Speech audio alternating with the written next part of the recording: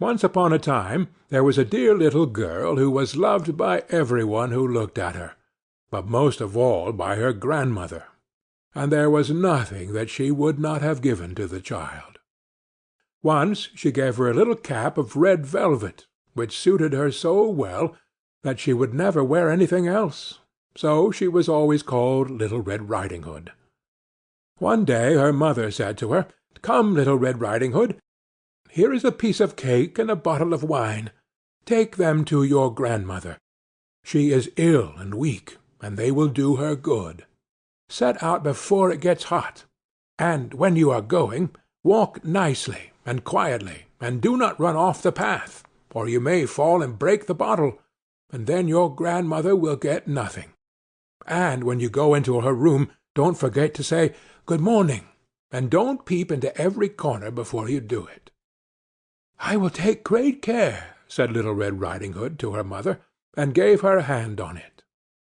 The grandmother lived out in the wood, half a league from the village, and just as Little Red Riding Hood entered the wood, a wolf met her. Little Red Riding Hood did not know what a wicked creature he was, and was not at all afraid of him. "Good day, Little Red Riding Hood," said he. "Thank you kindly, Wolf." "Whither away so early, Little Red Riding Hood?" "To my grandmother's." "What have you got in your apron?" "Cake and wine. Yesterday was baking day, so poor sick grandmother is to have something good to make her stronger." "Where does your grandmother live, Little Red Riding Hood?" "A good quarter of a league farther on in the wood. Her house stands under 3 large oak trees. The nut trees are just below. You surely must know it," replied Little Red Riding Hood. The wolf thought to himself, "What a tender young creature! What a nice plump mouthful!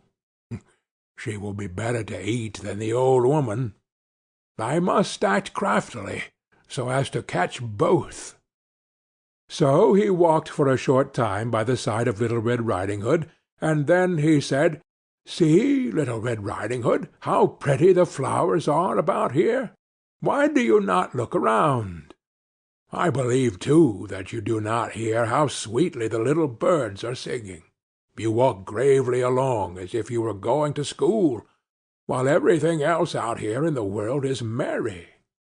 Little Red Riding Hood raised her eyes, and when she saw the sunbeams dancing here and there through the trees, and pretty flowers growing everywhere, she thought, "Suppose I take grandmother a fresh nosegay. That would please her too.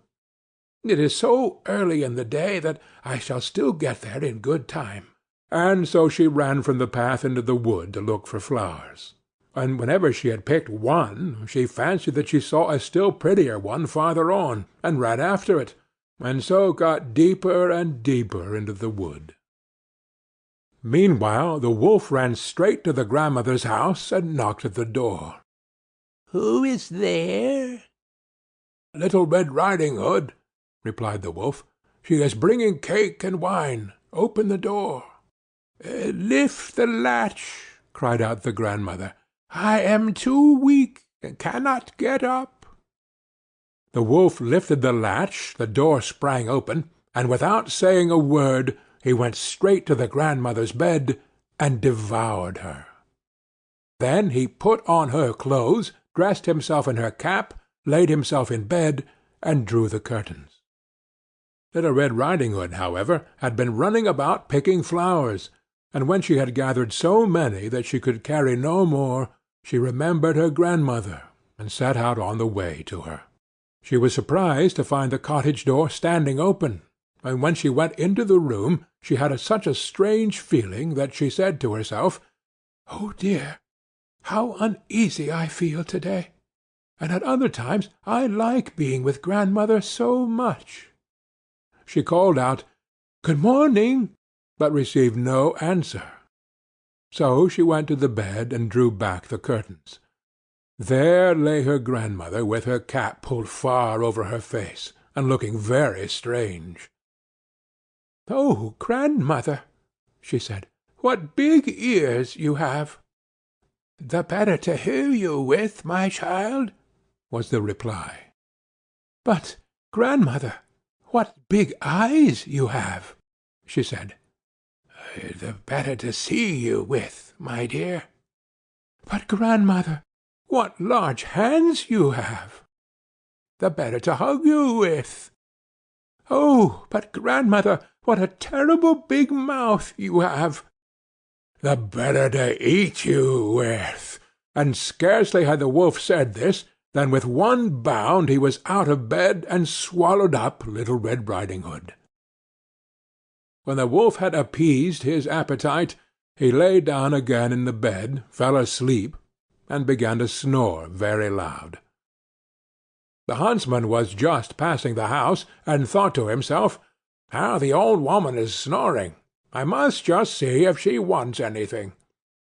So he went into the room, and when he came to the bed, he saw that the wolf was lying in it. "Do I find you here, you old sinner?" said he. "I have long sought you."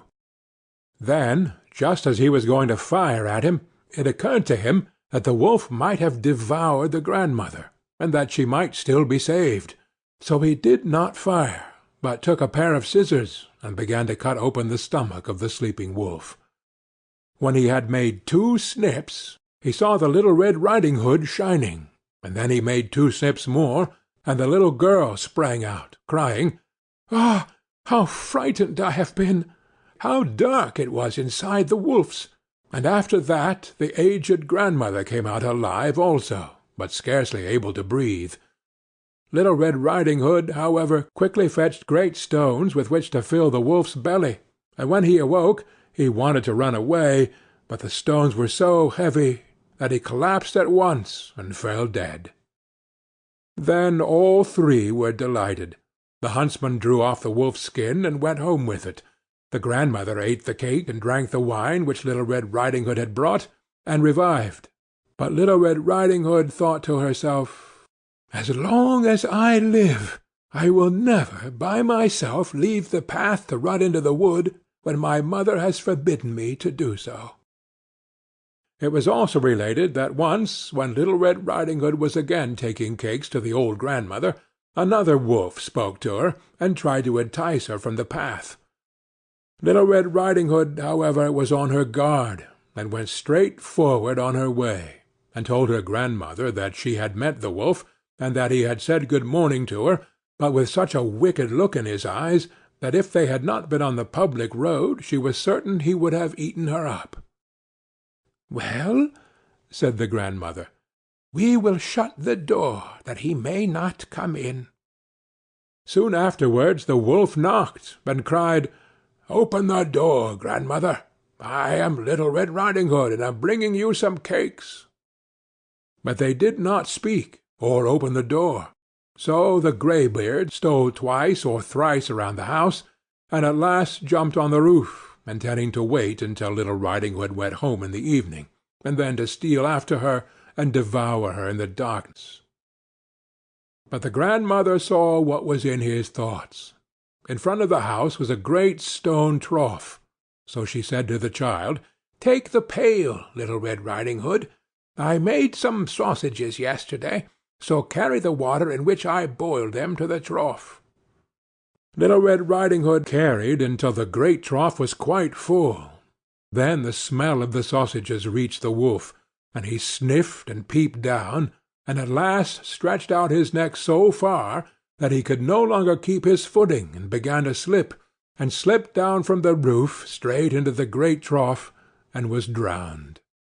But Little Red Riding Hood went joyously home, and no one ever did anything to harm her again.